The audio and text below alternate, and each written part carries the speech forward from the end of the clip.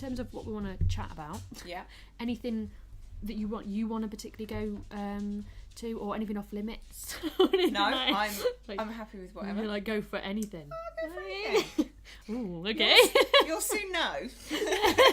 Any code words? Like, watermelon. Watermelon. If watermelon comes up, I'll change the safe subject. words. Yeah, safe words. Yeah. Watermelon. You can use that one in trainers. Watermelon. Yeah, exactly. When sparring. Yeah. Being repeatedly punched in the face. Watermelon. Try saying that with a gum shield in.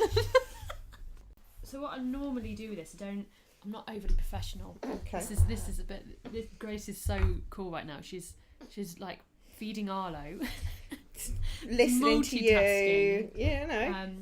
So I'm gonna say, can you introduce yourself while you're breastfeeding Of your course. baby? Yeah.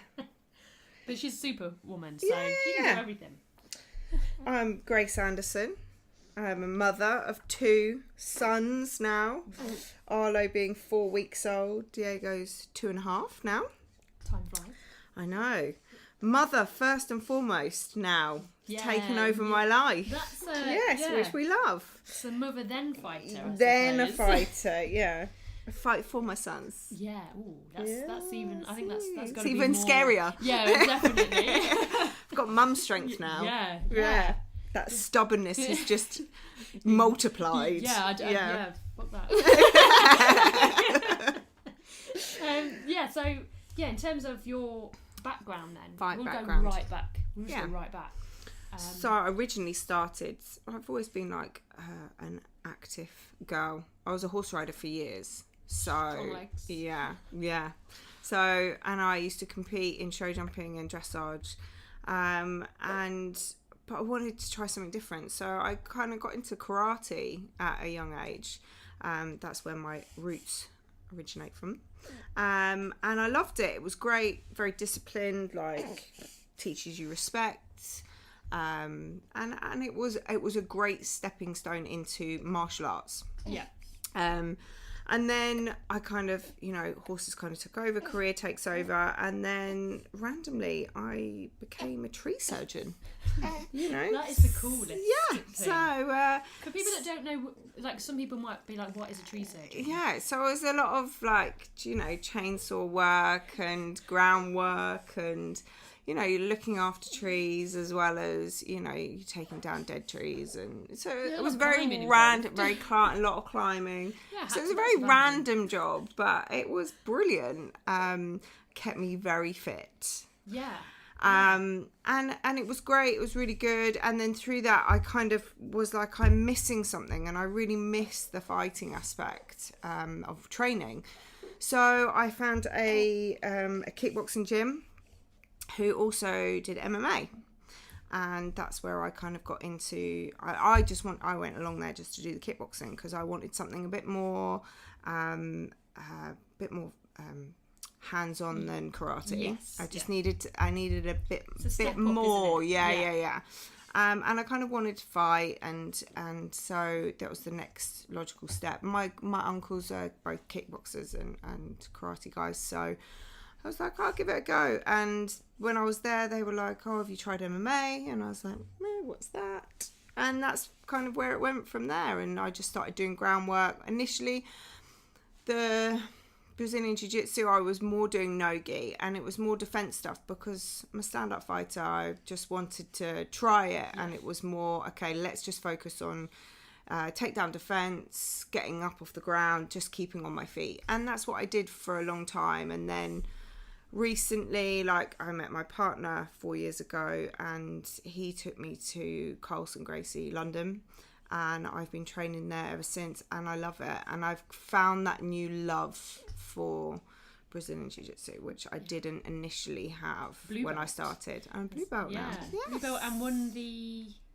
I won the English Open. Yeah, I got gold in my first ever comp, which was great. See, I told you, lethal. Yeah.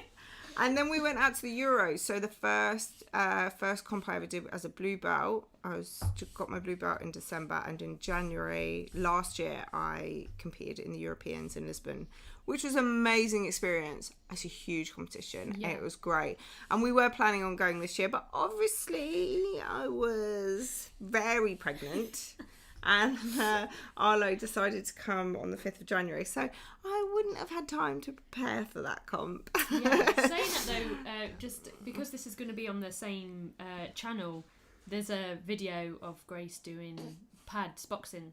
Oh yeah. And you were pregnant. I was 15 weeks, I think, pregnant then. And still, I mean, just check it out. I think it's the word. Yeah, it was good. Yeah. And through this pregnancy, it's been a hell of a lot different. I've trained all the way through this pregnancy, and I've worked all the way through this pregnancy, and made a huge difference. Do you think that's more of a confidence thing?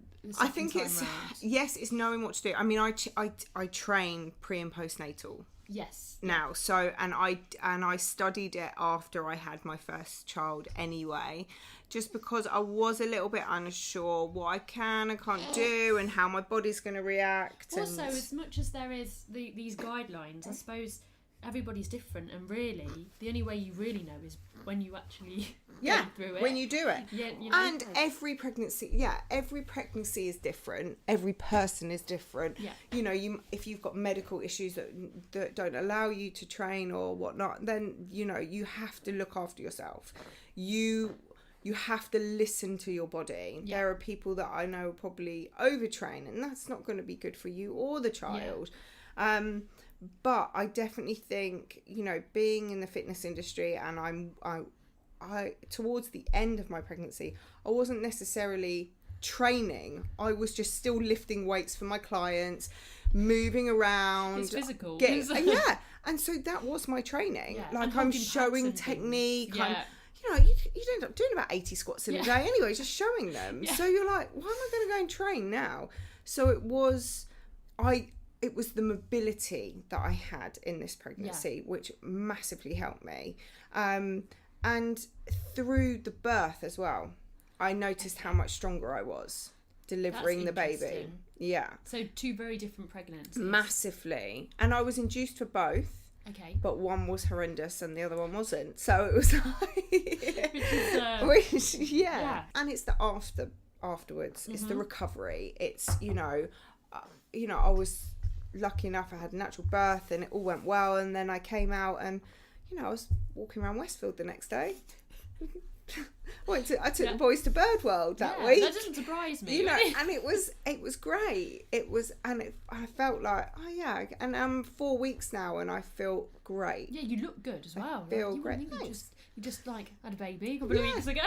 Put one out. Yeah. Even though I saw you right before. When was just before Christmas, and even then I was like, you just looked healthy. And, I was happy, and that's the difference. But I tell you what I did. So I stopped work. I stopped my clients at the end of week 37, and I had him at the end of week 39. Yeah. I had 2 weeks at home, and they were the toughest 2 weeks of my whole pregnancy because I'd stopped work. I wasn't moving as much, and all of a sudden, I was getting all these pains and aches, isn't it, when you stop? I was like, God, if I'd stopped like 6 weeks ago or 2 months or 3 months ago, I'd have been in bits. Even trying to sit down on the floor to play with Diego was hard. Yeah. I mean, in fairness, like, trying to get up, I was like, God, I felt like a whale. There's a lot probably going on as well down there. Yeah, that's true. Don't talk about. Exactly. So in terms of a fighter's mind then, what do you think makes a fighter? As you'll know, not everybody has that. Like, not everybody's born with that. It's fight or flight. I think, do you know what? I think there's so many different types of fighters now. You kind of, when you train in a gym and you train under a coach, you'll notice that those fighters have been influenced by that coach. So you'll see a lot of similarities between those people. There is then when you go to a different gym, you'll see a different style of fighter. And because obviously I train different disciplines, you then go somewhere else and you'll notice how different they are. And it's like, I'm a very aggressive kickboxer. I'm a very aggressive fighter. So I'm very forward fighting. But I have fought people that are very standoffish and very controlled, and I tried to be that in a fight, and I ended up we ended up drawing that fight. And it was purely because everyone was expecting me to come out being an aggressive forward fighter.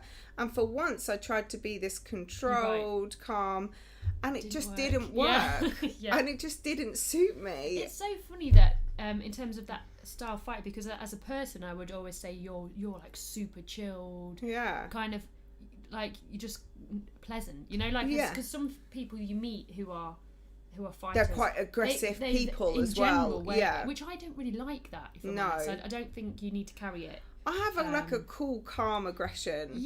I like to get the job done. Yes, yeah. That's kind of my thing. See, I'm the opposite to you. I am that. I'll lean back and let you come. Yeah. I prefer to like. Yeah. Unless it ramps up where if you get caught, then there's a little bit more of that. But then I feel that then you kind of lose control of the technique. For me personally, that's how I. Of course. But it's interesting because I think we're both quite laid back.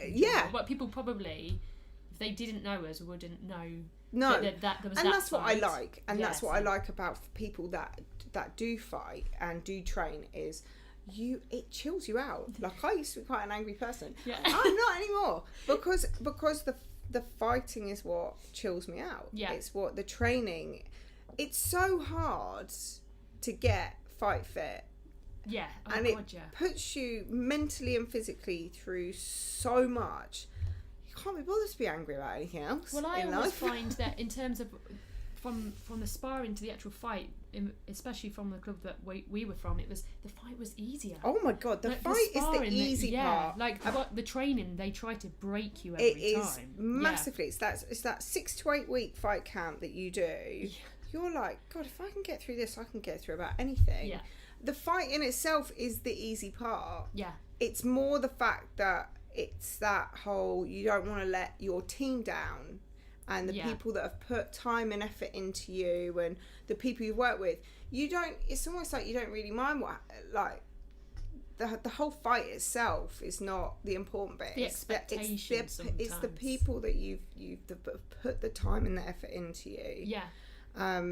That's what makes the difference. I think sometimes that can actually go against somebody as well, in terms of a less experienced fighter. That if all that gets to them and they're worried about what everybody thinks, of course. And actually at that point you just need to be like, I don't need to be you've almost got to think that the fight's like another sparring session, because sometimes half the sparring sessions that you've been through are harder than the fight anyway.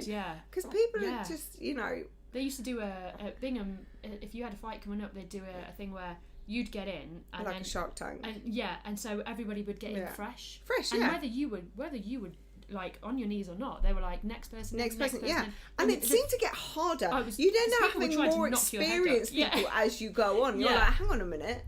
And then sometimes you'd get the ones that weren't as experienced, but you know that they had so much to prove, and so they were like, if they saw you were tired, they were like, great, this is where I'm gonna try and knock your head off.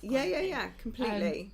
For me, they were always the hardest fights than the actual fights themselves. I'm just like, I don't really have that much. I'm like, they was alright, but it was times when you're like, this is where my character is. Because they're fresh, and as well, they're seeing what you're doing. They know what they know that you're dropping your hand, or they know that you're stepping to the left, and so when they come in, they're like bang bang bang, and you're like, what?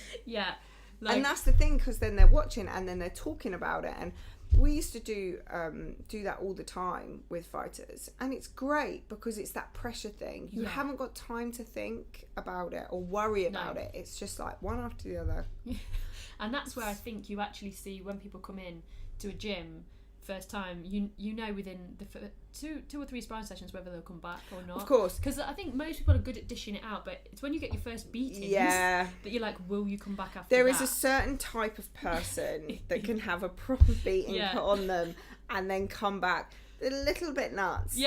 But, I've had proper beats put on me. I've had beats put on me from coaches, and I've still come back and I'm like, what am I doing? Do you think it's a bit of a pride thing as well? I think as well, I think sometimes you'll get a lot of egos in gyms, depending on where you are.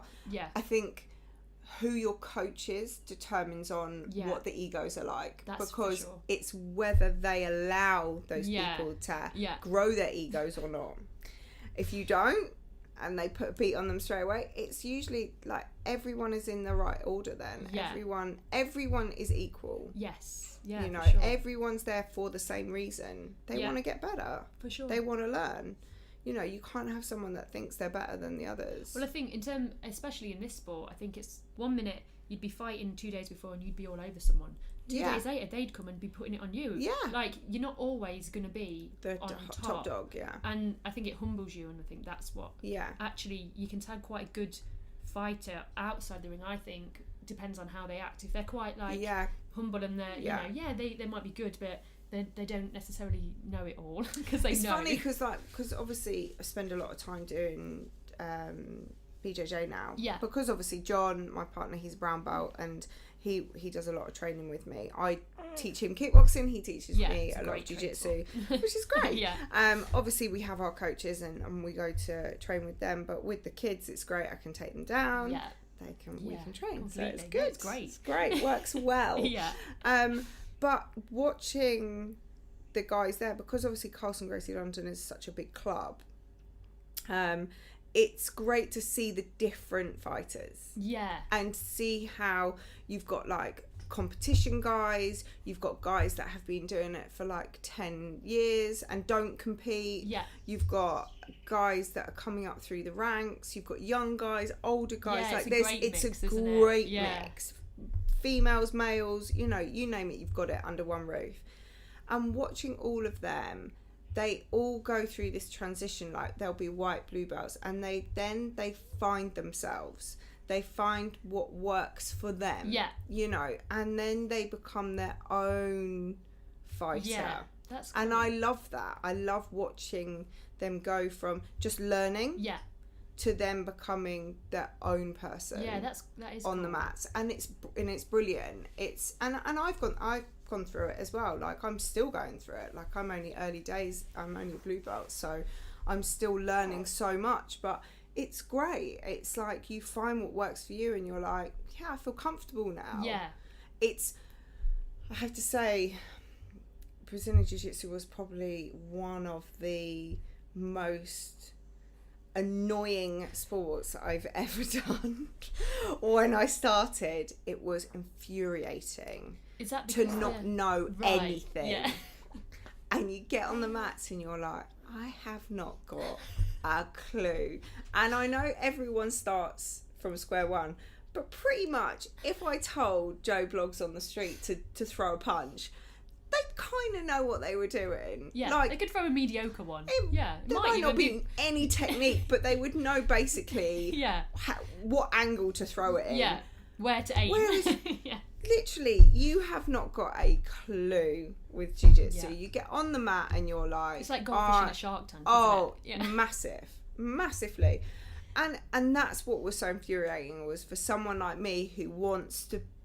I want to know, and I want to know everything, and I want to know it now, and it was like, and it really humbled me because it made me realise that I'm not going to know everything overnight, and I'm not going to be the best at this straight away. And when you do it from young, though, you automatically you forget that you went through that same learning. Curve, completely. I think, and as well, I think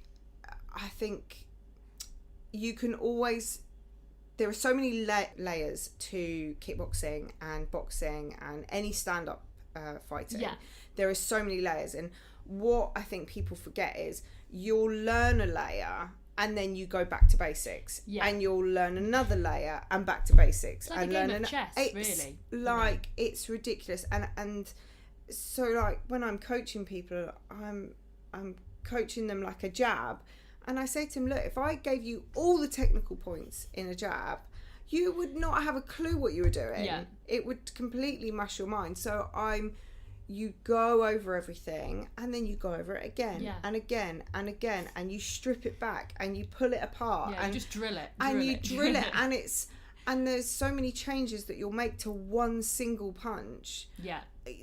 And you've got so many others, and then you've got footwork to add in, and you've got timing, body shots, speed. And you've got speed and power, and then it's like, then their mind starts to go, oh, okay, there's so much more to this than what I thought. Yes. And that's what I think a lot of people oversee, is that when you actually box or you kickbox or you taekwondo, or it's technique. Yes. And technique is something that you have to keep on chipping away at, because you can quite quickly, I think, get bad technique. You can get a bit rusty. Yeah. I mean, timing is the first thing to go. Timing, yeah. As we was discussing the other week. God, yeah. So, timing and baby brain doesn't go together. Yeah, at I all. can't even. Yeah, I mean that is two babies. You got two babies as well. We're using this until they're 18. Our baby brain. Actually, one thing that I do find, which is interesting, because you've got the same background as me in terms of doing the karate first. Yeah.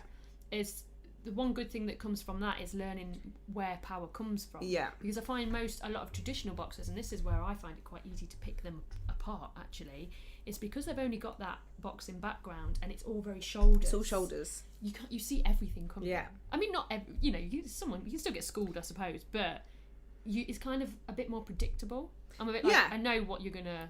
Whereas if you've got a bit of a background in other things, your kickboxing, your karate, all of a sudden you're moving different because each and you look at angles. Yeah, you don't just go forward. You're not like a nodding dog kind of do this waiting. Yeah. The head just stays in one place and the shoulders just move around it. And it's a standing target, and that's it. You are. You're a sitting duck, and that's it. You're not moving. You're not moving through your hips. You're not. Like, power is generated through the floor, and I feel that you learn that with things like karate first, because everything is this. And the thing that I loved about karate as well is it was drilling. Oh, it's constant drilling. It's not. There wasn't huge amounts of sparring. No, it was drill. It's up and down the line. Repeating it. And every fine detail was where picked apart. Yeah. And that's why when I went to Thailand about 6-7 years ago, I did training out there. And was that the Muay Thai? Did you do? Yeah. And they were the same. You'd literally get poked with sticks. Yeah. What's that? And you'd be like, oh God. But I remember doing a class for 2 hours. We just did knees. Yeah. The whole 2 hours. There was nothing else. And it was like, there was no combos. It was just the position of your foot, the position of your knee, the position of your hip. And it was brilliant. Yeah. Because it is the one thing that I will never forget being out there. Yeah. Because you hammered it. I remember my boxing coach, who was phenomenal, and my jab just wasn't working. We were just like, it just couldn't work out like where the power was going from. And we changed a few things. We fine-tuned it. And, man, everything changed after that. And we spent days on it, Well, I always think it's the most important punch, the jab. Yeah, of course. It psychs people. If you've got a stingy jab, I call it, you don't want to get hit with any of the shots. Yeah. You're just just straight away it can break your soul. You're like, oh no. I'll make someone go on the pads and I'll get them to do jab, jab, cross, jab, jab, cross, and we'll do it. And then I'll give them a combo to do, and the first thing to get weaker is their jab. And then I sit there and I tell them, I'm like, if you can't hit, so if you're going to hit someone with a jab as your first punch, and it doesn't do anything, their adrenaline is going to go through the roof and they're going to rip your face off. I think even you were helping with mine, because mine had got to the point where I was pulling it back a bit, and then it was like, just put, boom. Oh yeah. Just straight That's out. That's where it is. And that's it. But even when you're a most experienced person, it's like when we went on pads together, even when you're really experienced, having someone point something out for sure. is what you need. Yeah. Because you can't see yourself. Yeah. Unless you're doing shadow boxing, which is fine, but when you're actually hitting pads or you're sparring, you can't see what you're doing at that moment. Yeah. So you need someone to be able to say, look, you keep dropping your hand. Yeah. Like I mean, I even got John to hold pads for me the other day, and he was like, you keep dropping that hand. And he doesn't necessarily know. But he's got a fighter's eye, though. But he's got a fighter's eye, and he knows what I'm saying to him, so he knows what to look for. And it's brilliant. I say that to my beginners a lot. I'm always like, thing is, 9 times out of 10, if you're in, not that you want to be, I'm not condoning anything in the street, but they won't see something as quick as we will. Well, like, I mean, half a second, you give us half a second, we'll see you drop something and take advantage. I think as well, everyone that has done any form of training or martial arts or any fight training at all, you will give off a confidence for sure that you know something. Yeah. Because I even say to half my clients are like, you know, some of them middle-aged mums. Same. And you know, they don't want to fight. It's not that. It's that I'm not saying that middle-aged mums shouldn't fight, because you should all bloody fight. Yeah. It's good to have a bit of a tear up every now and again. I just said to them, look, it's better for you to know this and never have to use it than to have to use it and not know it. I say that, yeah. And they just say, look, it's more self-defense stuff. And I was like, trust me, you'll react so quickly. Yeah. And that will shock someone to stop. That could be enough to make someone stop. And if it isn't, you've done your training, you know the basics. It's basic awareness as well. I think it teaches you that awareness of your surroundings. Because that's, I think, first and foremost, before you've even had to throw a shot to someone. I'll feel an energy in a room. Yeah, and I'll know if something's going to kick off or not. And you know, and then you walk away. Yeah, exactly. Honestly, when I used to teach in the schools and stuff, and all the kids were like, oh, miss, have you ever had a fight on the street? No, because I haven't needed to. Yeah. Because I can't imagine anything worse than getting into a fight on the street. I can't imagine, because you don't know what someone's got. Well, it never goes as the same as, it's not nothing like sparring or fighting. It isn't. There's, you know, most of the time they've got bottles in their hands or knives or whatever. Yeah. You know, it becomes very dirty. So you want to do. If you are put in that situation, it is minimum moves, maximum damage, and then get the hell out of there. I'm not going to teach someone to be right now. Get in your stance, and now do. You're not. No, you're not going to be in a book. Yeah.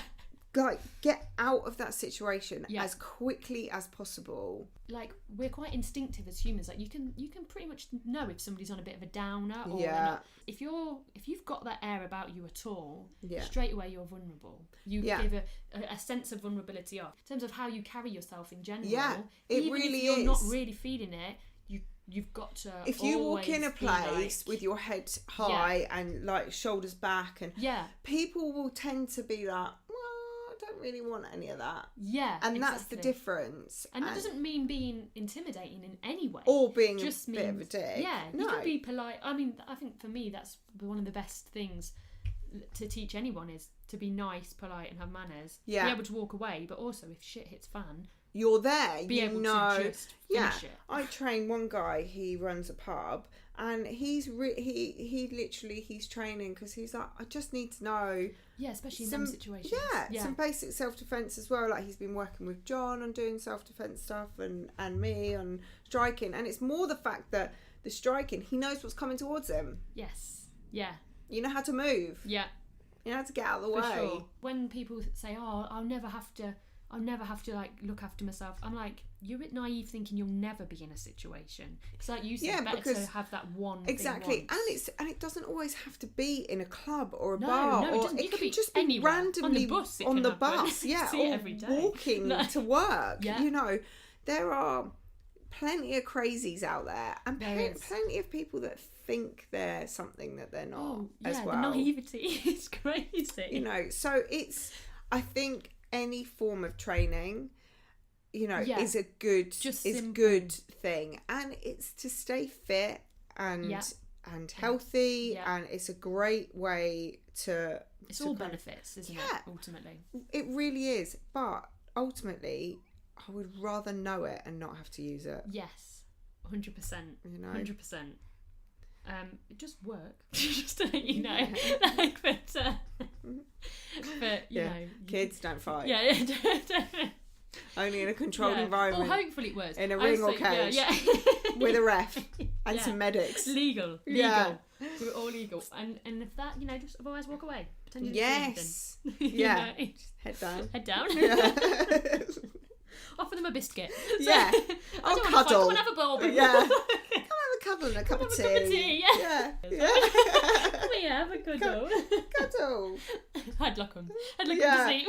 Oh God, yeah. But that's the thing. But like, because people have always have said to me, "Oh, are you gonna let the boys train?" And I was like, "Yeah, of course." It's gonna, yeah. It's so good for them. It's great for them. It's good for their motor skills. It's good for their fitness, kids as health, well. They pick it up so quick. I know. I wish I had done it at a young age, and I wish that we had things like this in schools. And like I've taught in public and private schools. I've taught kickboxing. Yeah. And it went down so well. Yeah, it does. Because the kids, you'd have the girls in like their teens would be very methodical, so they would excel, and you'd be like, God, I could put you in a ring soon. Yeah. Whereas the boys just want to hit something hard, so they're just. But honestly, it was amazing.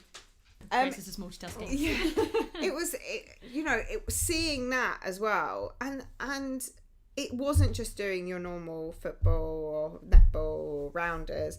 It was something different for them, and they loved it. And I used to teach in a place which was for kids that had been expelled from schools. Okay. It was like their last chance kind of like schooling. They were in trouble with the police or social services.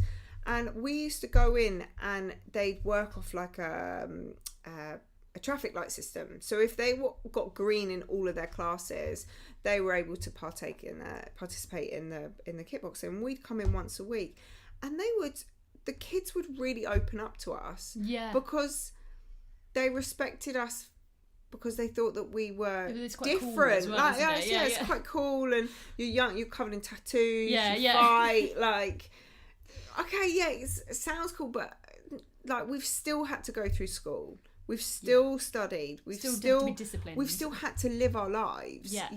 And go through certain channels, like of being respectful to adults. Yes. And being disciplined in our training. You know, if you don't stick to anything, you're not going to get that far. Yeah, you're never going to be at that level without sticking. It takes a huge amount of dedication to get to that level of where you're quite good. Yeah, and so being able to talk to someone that is so far down the line of just hating adults, hating anything to do with control, or and he's got such a they've got such negativity thrown at them at every corner, and like in their lives, they judge themselves before they and so to be able to kind of get into their heads and be like, no, listen, I've got here because I've done this, because I've gone through those channels, and I've had to kind of take responsibility for my own actions. It was amazing to see them change over really time. Cool. It was like, they'd open up, they'd go, like, one of them wanted to join wanted to go into the army, and like even some of the teachers were like, they don't talk to us like they talk to you. I think because you come at them at possibly a different level as well. Completely, and we're not telling them what to do. We're saying, okay, we're here to teach this. You either learn or you don't. You either come to class or don't. It's no skin off our nose. And I think it's that kind of black and white treatment with them, which I think it's got to be good for all kids, I think, to do it. And like you say, first and foremost, as violent as people think it is, discipline and respect. I mean, because I was 5 when I started. I was really young, and I went straight through. So sometimes I can definitely speak as one of the kids that can say it was so good for me. Because even when you get to that teenage, them years where you probably do get into a bit of trouble, it definitely stopped me from swerving too far that way. And I think things like Brazilian Jiu-Jitsu is fantastic for kids. If I said to someone, I'm going to take my kids to yoga at 4, they would not have a problem with it. But if I said to them, I'm going to take my kids to Brazilian Jiu-Jitsu at 4, they would be like, oh, they're a bit young. And it's like, it's absolutely no different, because it's them moving. It's the movement, and it's a very physical, but they've also very mental training, because they've got to think about what they're doing. They've got to think about the other person. It's being careful, and that's the same movements as pretty much that you would do in yoga anyway. For sure. All that kind of animal movements. That's what it is. Yeah, so strong as well to be able to do that. So I was like, it's people not having the education on it. That's exactly what it is. If people knew more about it, and we're a bit more open-minded to the kind of training that we do and the stuff that we put our bodies through, you know, to get where we are. It's not easy. No, you know, it's not. But it's so worth it. I've never felt stronger and more healthy in the last, you know, 7-8 years, but purely because of the type of training that I do. Definitely. And I think as well now, because mental health is such a huge well, I wouldn't say it's a huge issue now, because I think it's always been things. It's always been an issue, but I think it's not such a taboo subject. Yes, because more and more people are speaking out about it. Yeah, and I think that's important. I had really bad issues, mental health issues. I call it my mini meltdown, and there was a time where I really struggled. And I used fitness to get through my depression. Yeah.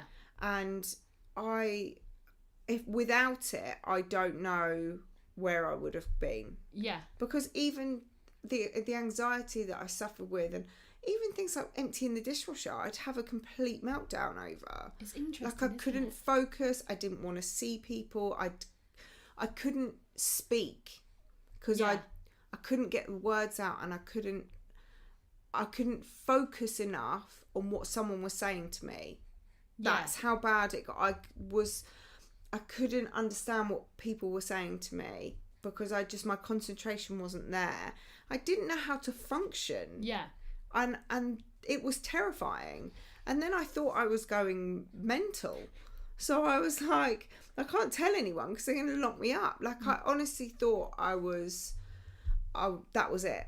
That was how my life was going to be. And was there a trigger of that period, or was it just? I think it was. I finally got to breathe in my life. Okay. I think there was a lot of build up from when I was a teenager, and I think that I'd brushed a lot of things under the carpet instead of dealing with them. And then once I kind of got to a stage in my life where everything was going well, I kind of took a deep breath and went, and then this just came and bit me in the arse. That's normally what happens with people, isn't it? When you stop. It's when you stop and you actually look at yourself and then you go, shit. Yeah. You know? And completely tore me apart. But I got through it, and it was, you know, there was certain things in my life that happened that got me through it, and people that got me through it. And then you start to reevaluate the people that you're around. Yes. And you start to go, what am I doing? Why have I got these negative people or passive aggressive people around me? And then judging me. Yeah. And then you start to, and I would literally do a million things in one day, every single day, because I just felt like I had to get everything done. When I met John, he was like, Jesus Christ, you do so much. Like, stop. Simplify your life. And I did. And I spent so long literally simplifying everything. And oh my God, the difference. It was incredible. And now we might do one or two things in a day. Yeah, well, yeah. Like go quality, to a trip, not quantity. Yeah. And I feel so much better for it. And do you think as well, just like you say about the people, you tend to in shit periods have. Oh, you suck in shit people. Yeah. But you also, if you're going through a bit of a bad time, you realise there's not many people. All of a sudden, nobody seems to be. Well, no, you know, you're surrounded by people that are not your people. Yes, yeah. And then all of a sudden, you feel very lonely. Yeah. Very, very lonely, and it was at that time, and I'd pushed a lot of people away, and it was at that time that I was at my lowest. Your real friends, come in without you even calling for them. Well, that's what a good friend is. They will see something is not right, or feel something is not right, and that's it, and that's what I did. 100%. And I have a handful of quality friends who aren't even friends; they're family. To me, and I would do anything for them, and they would do anything, and I know they would because they have. Yeah. You know, they made that difference when it mattered, and they didn't have to, and I didn't ask them to, but they did it. I think as well now we live in with social media now, it's all about numbers. How many friends, in inverted commas, I'm so glad I didn't have Facebook or all of social media when I was. But so now people, it's all about, you know, like, oh, I've got 500. You haven't got 500 friends. You've probably got 2, 3 exactly. good ones, you know. I as well. I don't want 500 friends. No. I think I've got like 60 people on my Facebook. I can't cope with speaking to about 3 of my friends. Yeah, let alone... I know. I would put one hand. Yeah, I would put mine. I've got my like do my or die family. Yeah, ride or die. And that's people. It. And I find it hard enough messaging my sisters, let alone 500 other people. That's it. It's very much it's fake. Yes. Yeah. And then you have the whole thing with the fitness as well. You have the fake fitness people that want to do it, but you're like, do you want to do it, or do you want to say you do it? Yeah. And that's very different. It's quite. I think now, even especially. You see it more so now just because the Instagrams and things. Oh, it's very fashionable to be fit. Influencer or whatever you want to call it. John said it yesterday. He was like, a good trainer is training people. Yes. Yeah. They're not selfies every 10 seconds. Yeah. Like, this is me. This is my journey to work. This is my journey at work. I would rather influence the people that I train. That influence the rest of the world. The real life. Yeah. Don't people get confused, I want to put all my effort and energy, and that's what I learned going through depression as well, is I learned to like myself again and really get in tune with myself. Yeah. Because it was a horrible time. I felt very disconnected from myself and from who I was and what I wanted or who wanted to be. Yeah. And then I went, do you know what? Life is too short. Yeah, for sure. And then you have children, and it's a whole new ball game, because then you're like, oh my God, why did I worry about those things? And who are these people in my life? Go. Because you just literally, you have no time. The time that you have should be so precious to you that you do what you want to do. You don't do what you think other people want you to do, or you think you should do. You do what feels right for you. So if you are in a job that you hate, get the hell out of it. Yeah, do something. And if you have to start from the bottom, which I have had to do a number of times, if you have to start from the bottom, you will make it work. Yes.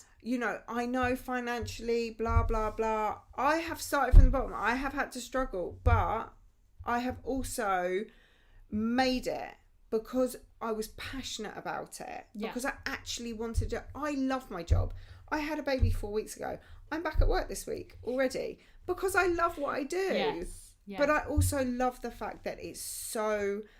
The timing, I can pick and choose the times. I can stay with my child. Yeah. I can be with my child. Like, Daddy gets to spend time with him when I'm training people, and then I take Arlo when Daddy's training people. It works very well, and I know not a lot of people have that situation and can't do that. But there are ways. Can, if I can do it, other people can do it. It's down to a choice of exactly what you just said. It is a choice. Yes, we can get stuck in a routine or a habit or a mindset of well, it's not going to work. Some people are very fixed as well. Yeah. And it's very stuck. Hard. Yes. Yeah. People get stuck. Yeah. They get stuck in relationships. They get stuck in work. And I was one of those people. I think we've all been there. I've been there a number of times. Yeah. But it's knowing when enough is enough. Yeah. That you deserve more, and if you work hard at something that you bloody enjoy. Yeah, you spend a lot of time working, so But even with friends, I found that I was having to work for friends. I was working to keep a relationship with friends. Yeah, you don't need those people. No, You've got to work at it. I sometimes won't speak to my best friends for 3 months. Yeah. And I know if I pick up the phone, it's going to feel like I saw them yesterday. Yeah, for sure. And they're the people that matter. Yes. you are going to have people come and go in your life, but please don't keep people in your life that if they're stressing you out, that aren't bringing the best out in you. Yeah, that don't want the best for you. No, that are holding you back. Because I think sometimes it's hard to see that, but I think friends ultimately, whatever you say, should be like, go for it. Yeah, of course. They can pull you up, occasionally, but and give be like, you're in la la land. Yeah. But that's a good friend. Yes. Someone that is straight with you. Yeah. That someone isn't that's feeding you a line just because you want to hear it. Yeah. I'm a very straightforward person. So if I think something's off, I'll be like, nah. Yeah. What are you doing? Yeah.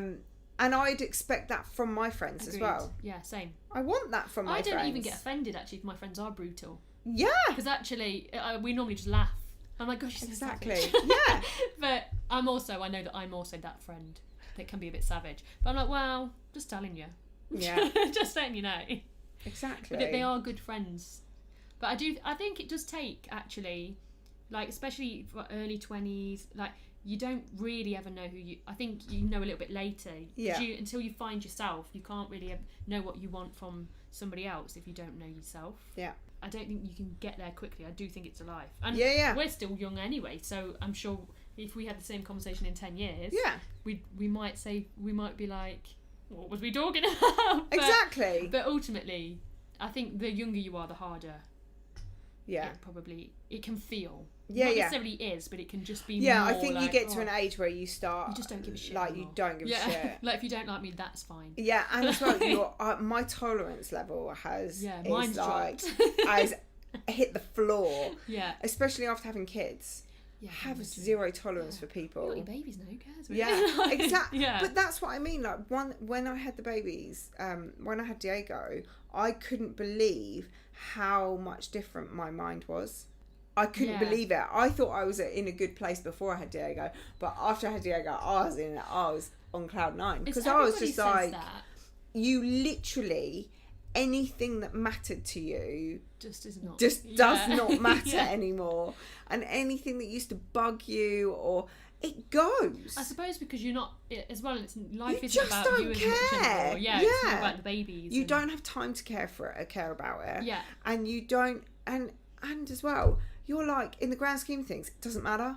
Yeah, I have a child that I have to look after and that I love, and I don't want, and as well, you want to be the best person for your children. Yeah. So you want to have a good energy in you all the time. I don't want to be angry, and I don't want to be upset or hurt, or I don't want to feel those emotions around my children. Yeah, they're going to see those emotions, and of course they're going to probably see them through me as well. But I don't want that unnecessary hurt or anger or frustration. I want to be calm, and I want to be, happy and enjoy my time with them. But even when it goes to the fitness side of it, that is what makes me happy. Yeah. So therefore, if I'm training, I'm happy for my child. Because everyone was like, you still want to fight once you've had a kid? Of course I will. Mentally, I need to. Yes. Yeah. Well, that's your outlet. I need that. I agree. Because when I didn't train, because I couldn't train after I had Diego, I couldn't train for a bit. And that is what I struggled with the most. And actually, that was the hardest thing to get my head around when I fell pregnant with Diego, was that I couldn't train. I got really angry. And I got really frustrated. And then I started I kind of took it out on John. I was like, oh yeah, but you can train. Well, yeah, of course he can. Yeah. He has a penis. He can't carry a child. It was like, I was getting really frustrated because, oh yeah, but you're all right to go training. You're all right to carry on doing this. Yeah. Well, yeah, of course. Like, just let it go. You're growing a human being. Yeah. You're cooking a human. Yeah, it's a little bit different. Yeah. And that's the thing. And then once I had him, I realised how amazing my body was. Yeah. I grew a human. I made a child. Yeah. My body is amazing. Like, my body did that. And I couldn't believe it. And I couldn't believe how over 9 months I'd produced a beautiful baby boy. And then 9 months after, I was back in shape. Yeah. Not just straight, like you were and I took my time. I didn't go crazy ass, I need to get size, whatever. Yeah. I just went, you know what, I'm just going to train when I feel ready. And I took a couple of months out and I trained, and then I was like, I'll just change my diet a bit, and and then it came back. Yeah. Don't bust your balls trying to get back into your size 8 jeans after 4 weeks. Like, it's not going to happen. Distracted with trying to look after your baby. Exactly. You know? And enjoy the moment. Exactly. Enjoy your child. Yeah. But I have to say, I needed the training for my time. Yeah. Adult time. Yeah. You need that. And you need that outlet as well. I still need my goals. I still need my focus. My focus is fighting. My focus is training. I want to still compete. I still want to train. I still love coaching. So all of those things make me a happy, better person for my children. Yeah. And for me. Yeah. I have to remember that they are looking up to me. If I don't have goals, I don't have expectations, and I don't have, standards, what am I setting my children up for? Yeah. I need to show them that I work hard for something and I get the reward from that. Yeah, I agree. I think everybody just needs to find their thing. Exactly. It might not be fighting, but might not be training. No, but anything that makes you happy. Anything that will drive you to be passionate. Yes, passion. That's the... Yeah. And if you can make that your lifestyle and your living, exactly, even better. Yeah. And why not? Hey, it's got to be done. Just because it's got to be a bit of a plug. Where do you teach? So I have my website, which is Grace Elizabeth PT. Is that .co.uk? .co.uk is the website, yeah. And then, but I'm going to be putting John on there as one of the trainers as well. So we have our team. Yeah, a very strong team, that, for sure. Yeah. So we're going to be launching our own fitness company, which is Stanshore Fitness and Martial Arts, which is good. So we're going to be doing that quite a lot over the next year. Yeah. And then I teach out of Shepherd's Bush at Genesis. I have private clients and Genesis clients there. And then I'm actually teaching over in Bracknell now at Batcave, which is where I've trained out of for fights. So they're a great bunch over there. It looks a cool gym. I saw a picture there. Brilliant. It's very and the vibe down there is incredible. Brendan's amazing, the head coach, and Sarah's a female boxing coach there, and they've got a few other guys, and they're brilliant. Nice. Really, really nice crowd. We love going over there. Nice to hear there's some female coaches over there as well. Yeah. Big up the girls. Yeah. But I teach all over London, really. Okay. Mainly west, but. And what's your I know you don't massively go on into that often, but there's some cool stuff on there. So my Instagram account, and I have like a Facebook account. I'm actually going on my phone because I'm that rubbish. And it's something like so it's G Elizabeth PT. Okay. So it's just the initial G and then Elizabeth PT. If ever you have any issues, that's my Insta. Finding it's on. We follow you on Emzfit. Yeah. And we normally tag you on stuff. We only follow the best, by the way, on Emzfit. Yeah. So, of course. So there you go. And Arlo stayed asleep for the whole time, which is great. So super, super cute. Yes. That was an hour, but that was good. That was a good conversation. Yeah. That was good chat. Good. Always up for a chat. So we'll do another one. Yeah, and also, another reason we're both amazing is because we're both Leos. Exactly. See, Leos passionate. Yeah, passionate. All about the passion and fire. Yeah. Yeah, for sure. Okay. Goodbye, homies. Bye.